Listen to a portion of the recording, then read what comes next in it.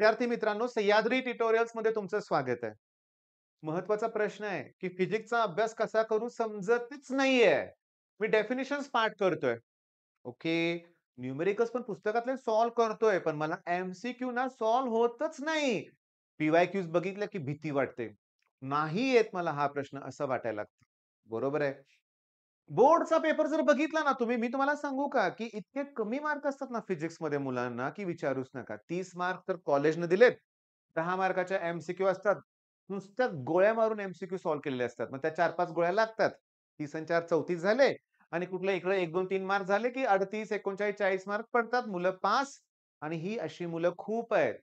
खूप मुलं अशी पण आहेत, की ज्यांना करायचंय पण समजत नाहीये कसं करू? आता मी तुम्हाला इथं सांगतो चुकतंय कुठं आपलं. पण काय होतं माहितीये का, एक म्हण आहे मराठीतून. आता ह्या मराठीतल्या म्हणी आहेत ना बाळांनो, इतक्या बेस्ट असतात ना, लक्षात घ्या. पण त्याचा अर्थ आजकालच्या मुलांना कळतच नाहीये. मी एक म्हण सांगतो, तुम्हाला अर्थ कळतोय का बघा. अर्ध्या हळकुंडाने पिवळे होणे. बघा, या म्हणीचा अर्थ इथं लागू होतोय. काय होतं? एक्साइटमेंट. ओके. थोडासा अभ्यास केला की असं वाटतं की मला एमसीक्यू जमतील. लगेच एमसीक्यू सॉल्व्ह करायला घेतायत. मग तिथं कॉन्फिडन्स डाउन होतोय. मग आजपासून तुम्ही एक नवीन सुरुवात करणार आहात. माझा प्रत्येक व्हिडिओ तुम्हाला आवडायला लागलेला आहे. हजार तरी मुलं आहेत, की जे रेग्युलरली रोज मला फॉलो करतायत आणि हा आकडा माझ्यासाठी खूप मोठा आहे. वाईट काय वाटतं माहितीये का? तुम्हाला गंमत सांगू का? जस्ट तुमचा 1 सेकंद, 1 सेकंद नाही, 1 ते 2 मिनिट वेळ मी घेणार आहे बरं का. तुम्हाला सांगू का? समजा ना फिजिक्सचा पेपर 15 फेब्रुवारीला आहे. समजा बाळांनो किंवा 17 फेब्रुवारीला आहे समजा. काय असेल डेट तर सांगू का? 16 फेब्रुवारीला आपल्या YouTube चॅनलवर सांगतो 2 ते 3 मिलियन व्ह्यूज होतात. एकाच दिवसात. एकाच दिवसात. वाईट एवढं वाटतं, की उद्या फिजिक्सचा पेपर आहे आणि आदल्या 1-2 दिवसात एवढे व्ह्यूज होतायत. एवढे व्ह्यूज. जे कधी-कधी 1-1 महिना होत नाहीत. आत्ताच्या काळात बघा ना, रोज पाहायचे की नाही 15 ते 20,000 व्ह्यूज होतायत म्हणूया आपण. म्हणजे महिनाभरात किती झाले? मिलियन, 2 मिलियन म्हणूया आपण, हो की नाही? मग समजून घ्या, आकडे चुकतील, कॅल्क्युलेशन जाऊ दे. म्हणायचं काय होतं मला, लास्ट मोमेंटला ना YouTubeवर येणारी लोकं खूप आहेत. पण मला आनंद आहे तुम्ही रेग्युलरली आहात. मग चला आता मी तुम्हाला सांगतो काय ते बघा. नुसतं पाठांतर करून फिजिक्स जमणार नाहीये. तुम्हाला ना फॉर्म्युलांचा वापर करता आला पाहिजे. मी विथ प्रूफ तुम्हाला इथे दाखवणार आहे, लक्षात घ्या. 10th स्टँडर्ड पासून मी सुरुवात करणार आहे. मग 10th स्टँडर्डमध्ये पहिला टॉपिक होता ग्रॅव्हिटेशन आणि त्या ग्रॅव्हिटेशनमध्ये एक पॉइंट काय होता माहिती आहे का? की सर्क्युलर मोशन करत असताना किंवा to perform circular motion centripetal force is required. Point तुमच्या लक्षात आला? की सर्क्युलर मोशनसाठी सेंट्रिपिटल फोर्सची गरज आहे. मग विथिन सेकंद मला सांगा, की सेंट्रिपिटल फोर्सचा फॉर्म्युला काय? M V square upon R. Okay. Actually हा 10th स्टँडर्डमध्ये दिलाय. शेवटच्या टॉपिकमध्ये. तुम्हाला सांगू का? 10th स्टँडर्ड स्टेट बोर्ड शेवटच्या टॉपिकमध्ये एस्केप व्हेलॉसिटी बद्दल पण सांगितलंय, जे आपल्याला सीईटीला स्टडी करायचंय. बरं असू दे. कळालं तुम्हाला? सेंट्रिपिटल फोर्स लागणार आहे. ओके. पण सेंट्रिपिटल फोर्स तुम्हाला सांगतो, लक्षात घ्या, की असा तो रोटेट होतोय, बरोबर आहे. मग ती त्याची अँग्युलर व्हेलॉसिटी. कुठल्याही पॉइंटला असते ही लिनियर व्हेलॉसिटी टॅन्जेन्शियल. ही आहे रेडियस आणि तुम्हाला फॉर्म्युला माहिती आहे V equals to R omega. फिजिक्समध्ये काय करावं लागणार आहे माहिती आहे का, की मला फॉर्म्युले आले पाहिजे. न्यूमेरिकल वाचलं, की ते कुठल्या कन्सेप्टवर आहे हे कळालं पाहिजे. ते कळालं, की त्याचा फॉर्म्युला आठवला पाहिजे. चला मग V equals to R omega जर मी इथं पुट केलं, तर असं येणार. हे एम अपॉन आर आहेच आणि V equals to R omega put करतो. पण त्याचा स्क्वेअर आहे. आता जर मी त्याचा स्क्वेअर केला, R square omega square R याला हे कॅन्सल होईल आणि मला मिळेल एम आर ओमेगा स्क्वेअर. चला सेंट्रिपिटल फोर्सचा दुसरा फॉर्म्युला मिळाला. चला सेंट्रिपिटल फोर्सचा पहिला फॉर्म्युला मिळाला. सेंट्रिपिटल फोर्सचा दुसरा फॉर्म्युला मिळाला. आता तिसरा फॉर्म्युला तयार करतो. एम आर ओमेगा स्क्वेअरच लिहिले ना मी. ओमेगा स्क्वेअर म्हणजेच ओमेगा इंटू ओमेगा. चला मध्ये काय दिसतंय तुम्हाला? R omega. झाला का तिसरा फॉर्म्युला तयार? एम व्ही आणि ओमेगा. मी आजच्या लेक्चरमध्ये तुम्हाला ना खूप जेवढे जमेल तेवढे फॉर्म्युले तयार करून दाखवतोय, पण त्याचा वापर पण जमला पाहिजे. नंतर मी तुम्हाला न्यूमेरिकल्स पण घेऊन दाखवणार आहे. आपण 7च्या 7 पी-वाय-क्यूज म्हणजे पेपर, क्वेशन पेपर बोर्डचे त्यातले सगळे न्यूमेरिकल्स मी घेणार आहे. टेक्स्टबुक मधले पण न्यूमेरिकल्स तुम्हाला बऱ्यापैकी सॉल्व्ह करून देणार आहे, हे लक्षात घ्या. ओके. मग काय उरलं इथं सांगा? M V omega, M R omega square, M V square upon R 3 फॉर्म्युले झाले. ओके. आता सेंट्रिपिटल फोर्सचा पहिला फॉर्म्युला कुठला होता मला सांगा? एम-व्ही स्क्वेअर अपॉन आर होता की नाही? बरोबर आहे. त्याला मी एम न मल्टिप्लाय करतो, एम न डिव्हाइड करतो. त्याला एम ला एम न मल्टिप्लाय करा, एम चा स्क्वेअर होणार. हा व्ही स्क्वेअर आहेच आणि डिव्हाइड बाय एम आर. मग आपण असं करूया का रे, की ब्रॅकेटमध्ये एम-व्ही लिहूया त्याचा स्क्वेअर आणि upon M R. Mass into velocity म्हणजे लिनियर मोमेंटम. त्याचं पी हे सिम्बॉल आहे लक्षात घ्या. मास इंटू वेलॉसिटी म्हणजे कोण? Linear momentum. मग त्याचा फॉर्म्युला आला P square upon M R. P square upon M R. कळालं का? मग सेंट्रिपिटल फोर्सचा बाळांनो चौथा फॉर्म्युला. ओके. ठीक आहे. आता सेंट्रिपिटल फोर्सचा परत फॉर्म्युला लिहितो. तोच पहिला. M V square upon R. त्याला मी एम न मल्टिप्लाय, एम न डिव्हाइड करतो. त्याला मी आर स्क्वेअर न मल्टिप्लाय, आर स्क्वेअर न डिव्हाइड करतो. बघा व्यवस्थित शेवटपर्यंत तुम्ही व्हिडिओ बघणार आहे मला माहिती आहे. बरं का? एम इंटू एम काय होणार आहे? M square, V square, R square मिळालं का? आणि खाली आर स्क्वेअरला आर न मल्टिप्लाय करा. आर क्यूब येणार. मग मी ब्रॅकेटमध्ये लिहू का मगासारखं? एम व्ही आर चा square divide by M R cube. Okay. सांगतो. एम व्ही आर नुसतं एम व्ही म्हणजे लिनियर मोमेंटम. पण जर एम व्ही ला आर न मल्टिप्लाय केलं की ते अँग्युलर मोमेंटम. मग या ठिकाणी एल चा स्क्वेअर होणार आणि divide by M R cube.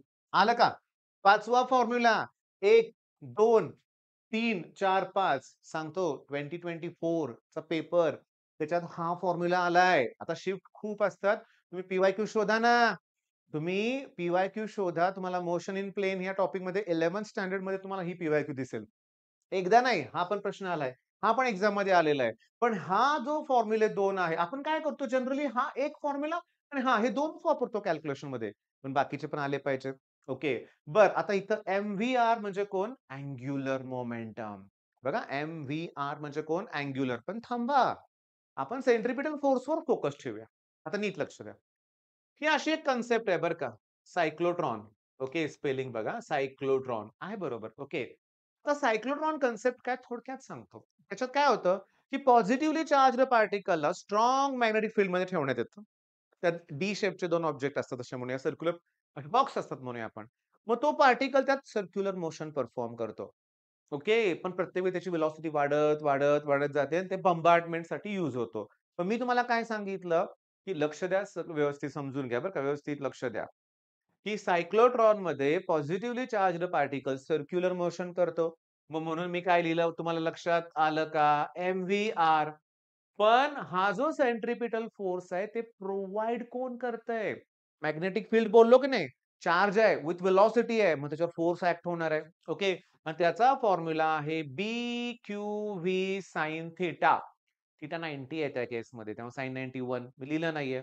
आता काय होणार? हा व्ही या स्क्वेअरला काय होईल? कॅन्सल होईल. मग मला मिळालं काय सांगा, की M V upon R that equals to फक्त बी-क्यू आलं. करा क्रॉस मल्टिप्लिकेशन. तेव्हा आर चा फॉर्म्युला आला एम-व्ही अपॉन बी-क्यू. बरं हे कसं झालं? सेंट्रिपिटल फोर्समुळे मला जमलं. आता मला सांगा ही अर्थ आहे बरं का आणि त्याच्याभोवती ना आर्टिफिशियल सॅटेलाइट आहे ना हा सर्क्युलर मोशन करतोय. परत माझं तेच म्हणणं आहे. ह्या ऑर्बिटमध्ये तो जो सॅटेलाइट आहे तो सर्क्युलर मोशन करतोय. मग सर्क्युलर मोशनसाठी सेंट्रिपिटल फोर्स लागतोय. फॉर्म्युला काय? M V square upon R. इथं सायक्लोट्रॉनमध्ये हा मॅग्नेटिक फोर्स आहे. इथं आहे ग्रॅव्हिटेशनल फोर्स. मग त्याचा formula G mass of earth into mass of तो सॅटेलाइट आणि डिव्हाइड बाय आर चा स्क्वेअर. आता एम ला एम कॅन्सल, आर ला आर चा स्क्वेअर कॅन्सल.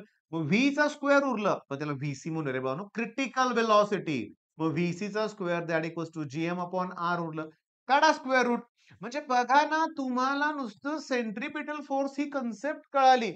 1, 2 अजून तुम्हाला सांगतो. एटम मॉलिक्युल्स न्यूक्लियामध्ये ना पॉझिटिव्ह चार्ज न्यूक्लियस भोवती हा negative charge electron circular motion करतोय. सर्क्युलर मोशन म्हणजे आलं का M V square upon R centripetal force. पण हा सेंट्रिपिटल फोर्स कोण प्रोव्हाईड करतो इथं? Electrostatic force of attraction. आणि त्याचा फॉर्म्युला आहे 1/4 pi epsilon naught E square upon R square. Okay. आता होणार काय बघा. हा आर या स्क्वेअरला कॅन्सल होईल. ओके. मग इकडं उरलंय एम व्ही स्क्वेअर पण मी त्याला 2 न डिव्हाइड करतो. मग इथं 2 ने डिव्हाईड केलं तर इकडं पण केलं पाहिजे की नाही? मग इथं काय येणार सांगा? 8 पाय एप्सिलॉन नॉट येणार, ई स्क्वेअर अपॉन आर येणार. आलं का ध्यानात? अरे कायनेटिक एनर्जीचा फॉर्म्युला मी तयार केला. म्हणजे फिजिक्समध्ये इम्पोर्टंट काय आहे माहितीये का? आपण काय चूक करतो माहितीये का? आपण टिपिकल एखादं न्यूमेरिकल सॉल्व्ह करतो. आपण टिपिकल एखादं न्यूमेरिकल सॉल्व्ह करतो लक्षात घ्या आणि आपण काय करतो माहितीये का? टिपिकल एखादं न्यूमेरिकल सॉल्व्ह करतो आणि तेवढं केलं की आपण म्हणतो की तेच परीक्षेत आलं पाहिजे. नाही होत तसं. फॉर्म्युले तुम्हाला सगळे आले पाहिजेत. तुम्हाला विचार करता आलं पाहिजे. तर ते फिजिक्स जमणार आहे बरं का. आता मी सेंट्रिपिटल फोर्सचं तुम्हाला एवढं सांगितलं. पण हे एवढं देत असताना इथं तुमचं लक्ष होतं ना, एम-व्ही-आर म्हणजे कोण? Angular momentum. चला मी सांगतो काय ते बघा. एम-व्ही-आर म्हणजे कोण? Angular momentum. सांगू का? की असं आहे, सेकंड पोस्टुलेट असं आहे, की angular momentum is integral multiple of H upon 2 pi. Okay. बघा, angular momentum equals to integral multiple of H upon 2 pi. ठीक आहे. आता मी तुम्हाला नेणार आहे मॅग्नेटिक मटेरियलमध्ये. मॅग्नेटिक मटेरियलमध्ये ओके, जी magnetic dipole, orbital magnetic dipole moment असते ना, त्याचा फॉर्म्युला असतो ई-व्ही-आर अपॉन 2. ओके. पण मी त्यात काय करतोय बघा, नीट लक्ष द्या. याला मास ऑफ इलेक्ट्रॉन डिव्हाइड करतोय आणि मास ऑफ इलेक्ट्रॉन मल्टिप्लाय करतोय. हं. आता ब्रॅकेटमध्ये वाचा काय मिळालं तुम्हाला. हे मासच आहे बरं का. ई म्हणजे काय असतं 1.60 नाही आहे. ते सिम्बॉल आहे. एम-ई हे एक सिम्बॉल आहे. मग सांगा बघू. Mass into velocity into radius म्हणजे कोण घेतलं होतं आपण? Angular momentum. मग उपयोग होईल ना त्याचा इथं. म्हणजे हे जे एम-ओ आहे that equals to E upon twice M E आणि अँग्युलर मोमेंटम ऑर्बिटल इंटूचं अपॉन करा. मग एम-ओ ला एल-ओ न डिव्हाईड करा. ई अपॉन ट्वाइस एम-ई आलं का? आलं का? आलं. म्हणजे हा जो आहे ना, हा गायरोमॅग्नेटिक रेशो आणि तुम्हाला काय करायचं फॉर्म्युल्यावरून डेफिनिशन पण तयार करायचं आहे. Ratio of orbital magnetic dipole moment to the angular momentum of revolving electron is known as gyromagnetic ratio. ही कॉन्स्टंट आहे 1.6 इंटू 10⁻19. टू कॉन्स्टंट आहे. मास ऑफ इलेक्ट्रॉन कॉन्स्टंट आहे 9.1 इंटू 10⁻31 मध्ये वरती घ्या काहीतरी 8.8 into 10⁻10 coulomb per KG fix value आहे. उघडा मॅग्नेटिक मटेरियल करा हे. पण तुम्हाला परत सांगतो मी आता बघा. ऑर्बिटलचा फॉर्म्युला आहे ई-व्ही-आर अपॉन 2. तुम्ही त्याला मास ऑफ इलेक्ट्रॉननं डिव्हाईड केलं, मास ऑफ इलेक्ट्रॉननं मल्टिप्लाय केलं. आलं का एम-व्ही-आर? पण तुम्हाला सांगतो तिथंच मी काय करणार आहे, एम-व्ही-आर ला एन-एच अपॉन 2 पाय घेणार आहे. पहिल्या ऑर्बिटसाठी एनची व्हॅल्यू 1 येणार आहे. मग हे सगळं बाहेरचं उरणार आहे ना, याला आपण बोहोर्स मॅग्नेटॉन म्हणणार आहे. अरे किती फॉर्म्युले तुम्हाला मी एकाशी रिलेटेड घेऊन दाखवू? लिस्ट खूप मोठी आहे. पण तुम्हाला ते येत नाही. विचारल्यावर फॉर्म्युला येत नाही. टिपिकल एका न्यूमेरिकलचा एकच फॉर्म्युला पाठ करून कसं चालेल? बदलायचं आहे आजपासून लक्षात घ्या. मी या व्हिडिओमध्ये जेवढे फॉर्म्युले दिलेत ना, ते तुम्हाला करायचेच आहेत. पण मला असं वाटतंय, की बघा माझ्याकडं व्याप खूप आहे रे, खूप म्हणजे खूप लोड येतोय. आता तुम्हाला सांगू का? तरी माझी इच्छा काय? मग द्या ना थोडासा वेळ. 15 मिनिटं वेळ दिली तर एक टॉपिक रिवाईज होऊ शकतो लक्षात घ्या. त्याचे फॉर्म्युले सगळे रिवाईज करता येऊ शकतात. तुम्ही करत नाही. तुम्ही 15 काय 1 तास वाया घालवाल तुम्ही. हां, घालवाल. पण बाळांनो हे नकोय मला. मला तुमच्याकडून फिजिक्समध्ये बदल हवाय. मला जमत नाही असं म्हणायचं नाहीये. अजून माझ्याकडे फॉर्म्युला आहेत तुम्हाला मी सांगतो लक्ष द्या. एक डी ब्रॉग्लीज वेव्हलेंथ नावाची कन्सेप्ट आहे रे. त्यात इथं एम-व्ही असा फॉर्म्युला आहे बरं का बाळांनो. सांगू तुम्हाला ह्याला मी कन्व्हर्ट करून दाखवू हळू तुम्हाला? तुम्हाला सांगतो लक्षात घ्या, की कायनेटिक एनर्जीचा फॉर्म्युला आहे हाल्फ एम-व्ही स्क्वेअर. चला मी 2 इकडे घेतो. 2 into E equals to M V square. चला मी राइटला मासनं मल्टिप्लाय करतो, लेफ्टला पण मासनं मल्टिप्लाय करतो आणि काढतो त्याचं स्क्वेअर रूट. मग twice M E equals to M V. मग ही व्हॅल्यू मी इथे पुट करू शकतो की नाही? मग अशा रीतीनं मला खूप फॉर्म्युले तयार करता येतायत. Twice M kinetic energy. जशा व्हॅल्यू दिल्या असतील तसे मला फॉर्म्युले तयार करायला जमलं पाहिजे. माझ्या लक्षात आलंय तुमचं ते घेतलं पाहिजे हां. चला मग उद्या कुठलातरी एक टॉपिक ठरवा. कोणता तरी एक टॉपिक ठरवा तुम्ही आणि त्या टॉपिकवरती माझं ऐका. नीट लक्ष द्या. एम-सी-क्यूज मध्ये 10 पैकी 3 न्यूमेरिकल असतात. सोपे. एम-सी-क्यू आहे ती. फार कॅल्क्युलेशन टफ नसतं लक्षात घ्या. एक एम-सी-क्यू 1, 3. व्हेरी शॉर्ट आन्सर मध्ये काहीतरी 7 का 8 प्रश्न असतात ना, त्यात एक न्यूमेरिकल असतं. ऑब्व्हियसली व्हेरी शॉर्ट आहे. फॉर्म्युला डिपेंड आहे. मी तुमचे सगळे फॉर्म्युले घेतो रे, पण तुम्ही पण केले तर तुमच्या लक्षात राहतील ना. तुम्हाला करावं लागणार आहे. हे तर करायचंच आहे. व्ही-एस-ए. आता त्याच्यानंतर सांगतो. सेक्शन बी मध्ये सेक्शन बी मध्ये 5 न्यूमेरिकल असतात 2-2 मार्काचे. चला इथं 3 into 1 3, 1 into 1 मार्क आहेत बरं का. सॉरी 1 into 1 1, 5 into 2 इथं 10. सेक्शन सी नकोय मला तात्पुरतं. सेक्शन सी जरा बाजूला ठेवतो मी. सेक्शन डी कडे जातोय बरं का. सेक्शन डी कडे. सेक्शन डी मध्ये 3 न्यूमेरिकल असतात सोपे-सोपे 2 मार्काचे म्हणजे 6. काउंट करा रे जरा. ओके. 20 होतात का बघा बेरीज? होते. म्हणजे 20 मार्काला आपल्याला सोपे न्यूमेरिकल्स येणार आहेत आणि हे सोपे न्यूमेरिकल्स केले, की मग सेक्शन सी मध्ये पुन्हा 5 न्यूमेरिकल असतात. पण एक न्यूमेरिकल 3 मार्काचं म्हणजे हे 15 मार्क आहेत. हां. 35 50% न्यूमेरिकलचं वेटेज आहे. पण सी-ई-टीत जवळ-जवळ सगळेच न्यूमेरिकल येतात सी-ई-टीत आणि जर आपण हे सोपे-सोपे प्रश्न करू की नाही 2-2 मार्काचे म्हणूया आपण, तर आपल्या सी-ई-टीत ना, मी माझं सांगतो, माझ्या एका स्टुडंटला सी-ई-टीत ना 50 पैकी 50 फिजिक्समध्ये होते बरं का. मग त्याचं म्हणणं एकच होतं, की जर तुम्हाला पुस्तकातले सगळे फॉर्म्युले येत असतील ना, तर 35 प्रश्न तर आरामात सुटतील. ते काही कॉम्प्लिकेटेड नसतात. 15 प्रश्न थोडेसे मीडियम असतात. 5 प्रश्न त्यातले डिफिकल्ट असतात. म्हणजे 10 तर मीडियम आहेत ना. 35 तर खूप सोपे आहेत. म्हणजे मी तुम्हाला काय सांगितलंय, की फिजिक्ससाठी पाठ करून उपयोग नाहीये. एखादं डेरिव्हेशन 10 वेळा लिहून उपयोग नाहीये लक्षात घ्या. काही उपयोग नाहीये. काही उपयोग नाही हे लक्षात घ्या. काहीच उपयोग नाहीये. समजून घ्या. काही उपयोग नाहीये. तुम्हाला फॉर्म्युले केले, न्यूमेरिकल सॉल्व्ह केलं तर तुम्हाला फिजिक्स जमणार आहे. मी आता हे जरा ओरडून बोललो, पण गरजेचं आहे. मग सुरुवात करा. वेळ द्या. वेळ द्या फिजिक्सला तर तुमचं होईल. All the best.